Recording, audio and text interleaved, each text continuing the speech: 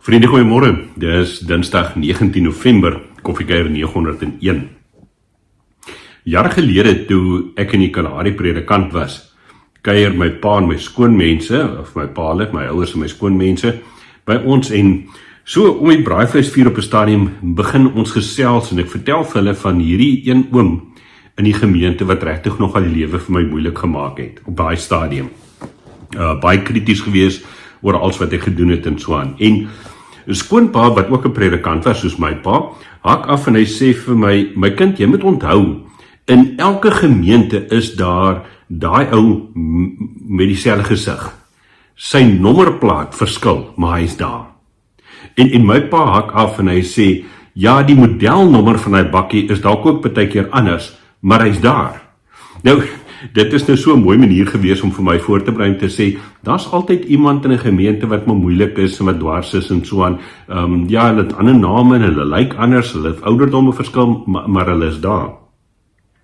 Nou, oor die nommerplaat en die modelnommer wat verskil vriende, het ek nou nogal gedink.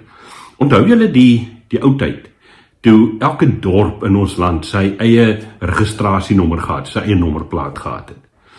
En hoe ons vakansietye, as jy iewers heen ry, dan het jy die nommerplate gekyk van die voertuie wat van voor af verbykom, en dan geraai, wat 'n dorp is dit. Nou, uit die aard van die saak, hoe ouer jy geword het, hoe meer het jy geweet, CC is Kimberley, CAW is George is Cold and Whitney, Caledon, of ons ook nou bly Kleinmond, Caledon se arme mense, CAM, so, elke registrasienommer, elke nommerplaat het vir jou iets gesê van daardie dorp. En ek het nou nogal gedink dat ons baie keer ook in die lewe met nommerplate werk, as ek dit so kan sê, met modelnommers werk, dat ons baie vinnig eintlik al vooropgestelde idees het oor mense, oor groepe mense, oor ander kant die spoor en die kant van die spoor, en ry kan, julle weet ons nou, hoe gaan dit? En wanneer ons dan die verhaal van die barmhartige Samaritaan lees, wat Jesus vertel het, en waarby ons dan 'n Sondag stil gestaan het, dan kom die Here en hy sê eintlik vir ons, vergeet bietjie van daai modelnommers en nommerplate. Vat 'n bietjie daai vooropgestelde idees, daai nommerplate, daai etikette, soos wat Jannie Sondag gesê het, wat jy op mense plak, op grond van jou idee, jou persepsie van hulle, en raak ontslae daarvan. Nou vriende, ek was nou Sondag by die kuierkerk gewees, onder by die kerksaal, en het daar ook oor die barmhartige Samaritaan, daardie verhaal met die gemeente gedeel, en dit is 'n teks wat my eintlik baie intens geraak het, want as ek die barmhartige Samaritaanse verhaal so bietjie vertaal in ons eie konteks, en ek het Sondag dit ook gesê, dan kry mens nog 'n prentjie van hoe radikaal anders die Jesus wil hê ons moet oor die lewe dink, en oor hierdie vooropgestelde idees van ons dink.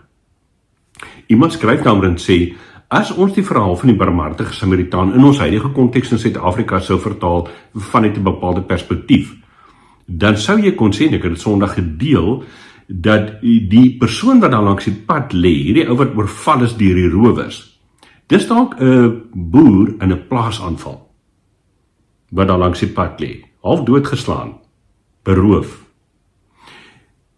En die dominee en die ouderling van die gemeente ry verby, kyk aan 'n pad.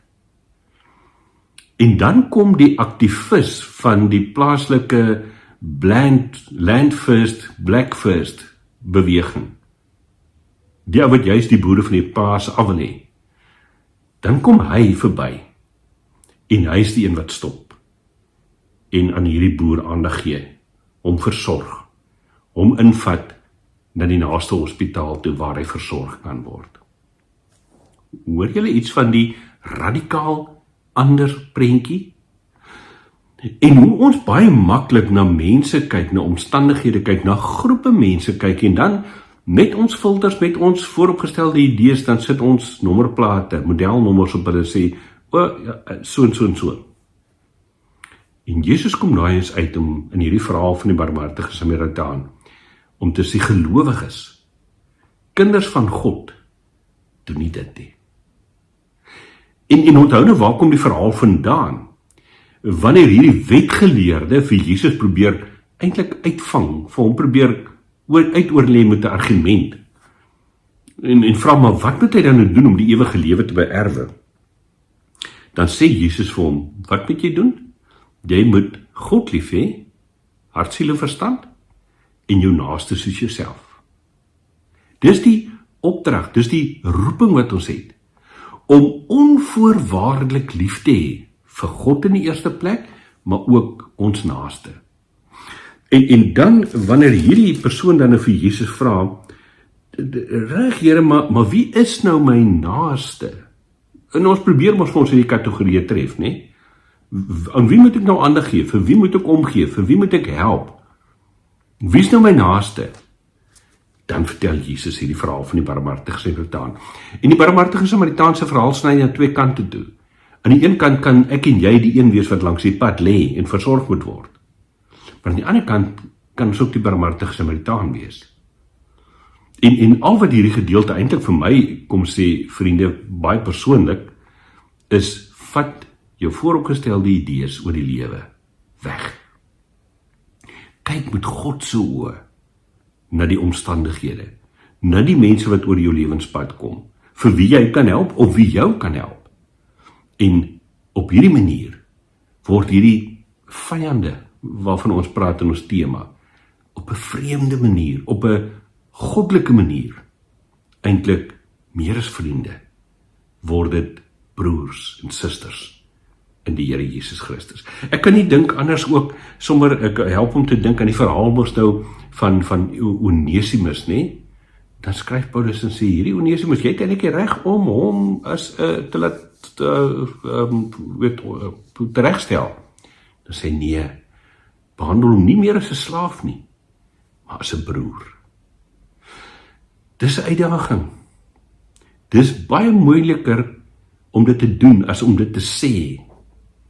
Maar ek wil jou uitnooi, en die Here weet, ek sê dit vir myself. Kom ons kyk met ander oë na die lewe wat God vir ons gee. Hemelvader, baie dankie dat ons kan weet dat hierdie roeping om nie te kyk, anders te kyk, om ons vooropgestelde die idees bietjie in die sak te sit en met u oë na die wêreld te kyk. Here, dat ons weet, ja, uit ons eie uit gaan ons dit nie regkry, maar onder leiding van u Gees breek dit deur en word dit die nuwe realiteit waarin ons kan leef. En daarom is my gebed, Heilige Gees, dat u elke dag voor my sal uitloop. Dat u as ware vir my vooruit sal wys en sê, Heinrich, kyk 'n bietjie hier. Heinrich, sien jy hierdie persoon raak?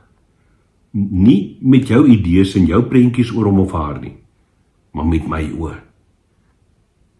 Vader, wanneer ons dit bid, dan bid ons dit sodat u koninkryk kan kom al meer. Gebruik ons as instrumente wat dit sigbaar maak. Dit vra ons in u naam. Amen. Vriende, ek hoop jy het 'n heerlike Dinsdag verder. Geniet die week verder. Ons gesels Vrydag dan oor ons laaste tema in hierdie reeks, maar daaroor Vrydag. Mooi loop en 'n lekker week vir jou.